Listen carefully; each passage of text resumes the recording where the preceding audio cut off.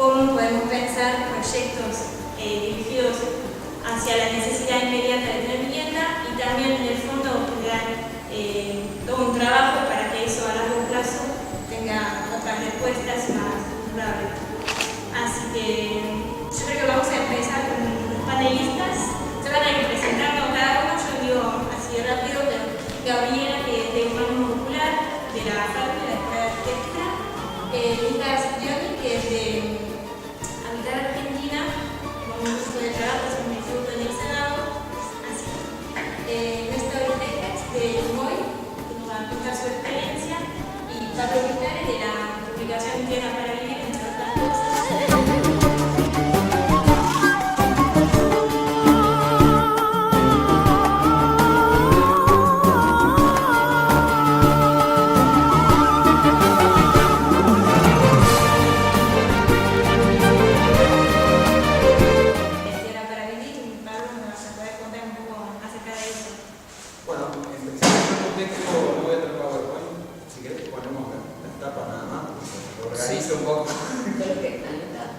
Parte del proceso de difusión con otra organización amiga que es Red, la agencia de noticias de redacción, que forma parte de Tierra para Vivir y que hizo la difusión de este manual en términos del manual de la toma de tierra, manual de ocupación de tierra, que fue lo que generó toda la polémica alrededor de esto. Y que en partes se vienen publicando en Tierra para Vivir y en apéndice de Tierra para Vivir desde que empezó a salir. En parte el núcleo fundador de Tierra para Vivir tiene que ver con una necesidad que compartíamos, que veníamos viendo, que es que a mediados de los 2000 en la provincia de Buenos Aires empiezan a aumentar las tomas de tierra con respecto a los periodos anteriores. Por ejemplo, hasta la toma del Indoamericano era un tema bastante poco presente en los medios de comunicación.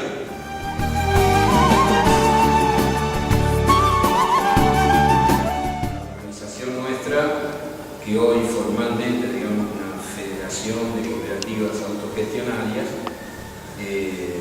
primero nace como muchas otras organizaciones, como por ejemplo lo que fue muy fuerte en el país, el fenómeno de toma de tierras, nace del cambio de contexto político, ¿no es cierto?, de la dictadura genocida, ¿no?, a la etapa inicio de la etapa democrática. Nosotros somos uno de los tantos hijos de ese cambio estructural de contexto, de ese cambio sustantivo de contexto. También se dan en la temática del hábitat, ¿no?, se dan, como saben, dos fenómenos. Las tomas de tierra comienzan, las primeras tomas de tierra en el país comienzan a fines de la dictadura, las tomas de Quilmes, de San Francisco Solano, ¿no es cierto?, después las tomas de La Matanza, etc. Todo ese fenómeno, ¿no?, es también consecuencia del cambio de contexto político. Digamos, el tema del fenómeno de ocupaciones, ¿no es cierto?, es un fenómeno continental, no es un fenómeno ni de la provincia de Buenos Aires, ni de Tierra del Fuego, ni de Bariloche. Es un fenómeno que va de Ushuaia a Río Grande, atraviesa todo el continente, ¿no?, de uno de los fundadores del primer centro de estudios urbanos del país, el arquitecto Jorge Enrique Ardoy, decía hace como 15 años, decía algo que se preguntaba, ¿no?, quién es el legítimo y quién es el ilegítimo en un continente en donde más de 230 millones de personas, ¿no?, tienen que acceder, digamos, a tener un lugar para prepararse y a meterse un techo en la cabeza a partir de la toma de tierra. Esa dimensión enorme, ¿no?, de población, ¿no?, tiene que resolver su tema de hábitat a partir de la ocupación. Y Ardoy obviamente decía que el ilegítimo es la sociedad que genera esos niveles de expulsión, ¿no?, la sociedad capitalista, ¿no?, que atraviesa todo el continente. Eso es lo ilegítimo, ¿no?, frente a la legitimidad que tiene una mamá o un papá de tratar de que ella y fundamentalmente su chiquito no se caguen de frío ni se mojen, ¿no?, cotidianamente.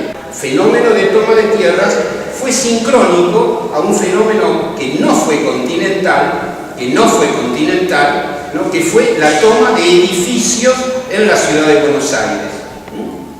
Hay muy pocas ciudades, o tal vez ninguna, ¿no? En donde 150.000 personas tomaron parte del parque habitacional vacío, como en la ciudad de Buenos Aires. Fue un fenómeno sincrónico, paralelo, las tomas de tierra y las tomas de edificios. Tomas de edificios que ya tenían que ver, ¿no es cierto?, con el proceso brutal de desindustrialización, ¿no? Y el posterior de endeudamiento externo, etc. Todo lo que, digamos, las condiciones que crea la dictadura genocida para darle continuidad con las políticas, ¿no?, del capitalismo neoliberal, ¿no es cierto? Una de sus expresiones fue cientos de fábricas vacías. Un parque, ¿no?, que en la década del 80 era aproximadamente un 15% del parque total de la capital federal. Entonces, ese parque, ese cambio de contexto, esa existencia física, más la necesidad de ciudad, ¿no?, es la que generó el fenómeno de ocupaciones de edificios. La esencialidad del fenómeno de ocupación de edificios tuvo que ver, ¿no?, tenía que ver con tener ciudad, no con tener techo. En todo caso, capaz que el techo era secundario.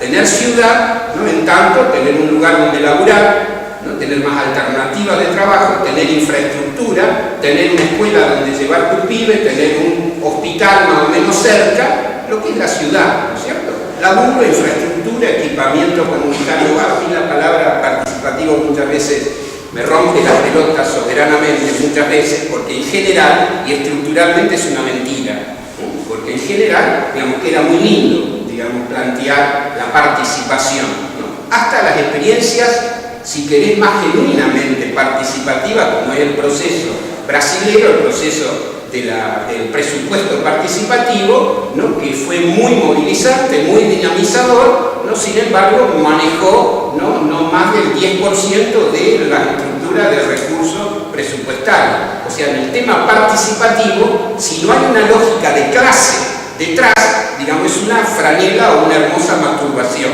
¿no?, y poco de realidad, ¿no? Participación hay cuando los sectores populares manejan los recursos del Estado, que son recursos de todo el pueblo. Cuando los recursos del Estado los manejan la clase dominante y que se expresan en que las políticas, por ejemplo de hábitat, son políticas absolutamente direccionadas a la lógica empresarial, manda el que manda, ¿no? ¿Cuál es el sentido, ¿no?, cuál es el sentido de la autogestión? Que muchas veces, o por neófitos o intencionalmente, es muy común confundir, ¿no?, poner como sinónimo autogestión con autoconstrucción, cuando tienen muy poquito que ver, ¿no? Tienen algunas cositas que ver, ¿no?, pero no existe política de autogestión, ¿no?, sin pelear y sin manejar y sin luchar y sin administrar los recursos del Estado, que son recursos de todo el pueblo.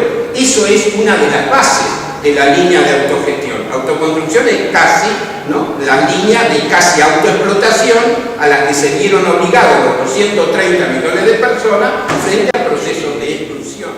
No, yo la dejo por acá, perdón. Si se me... En el marco legislativo, el trabajo que se puede hacer, lo que se está haciendo, para ver cómo se puede generar vivienda digna para todos. Cómo se construyen barrios, que tiene la gente, las motivaciones que tiene la gente para ocupar un terreno, cuáles son las acciones que debería tomar el Estado y cuál es el aspecto de mayor importancia en cuanto a las ocupaciones que piensa la gente en Ushuaia. Esta encuesta es en Ushuaia y Río Grande, que son las dos ciudades principales de Tierra del Fuego. Bueno, les voy a contar ahora de qué se trata el espacio este, forma parte que es Habitar Argentina, presentar proyectos fundamentalmente para visibilizar y debatir esta temática. Los proyectos no son la solución, la aposta de nada, sino que lo que tratamos es, los proyectos ya tienen estado parlamentario, ahora voy a contar, es tratar de que se debatan estos temas, de que se instalen en el Congreso, que es algo que me parece que está faltando, y que se debatan. Pero que el derecho a la vivienda que nosotros estamos tratando de que se garantice no se cumple con los paradores, que es algo que pasa acá en la ciudad, que se separa la familia y se genera un círculo vicioso.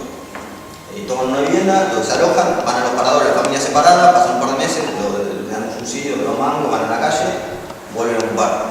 Tenemos que, digamos, tratar de dar una solución.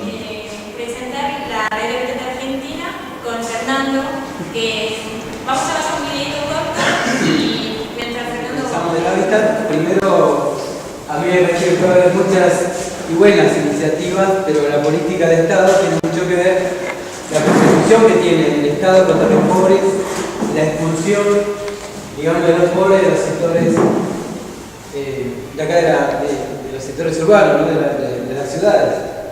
Es decir, primero era, si Dios quiere, vamos a tener una vivienda, después la vivienda pasó a ser un sueño y hoy es una lotería.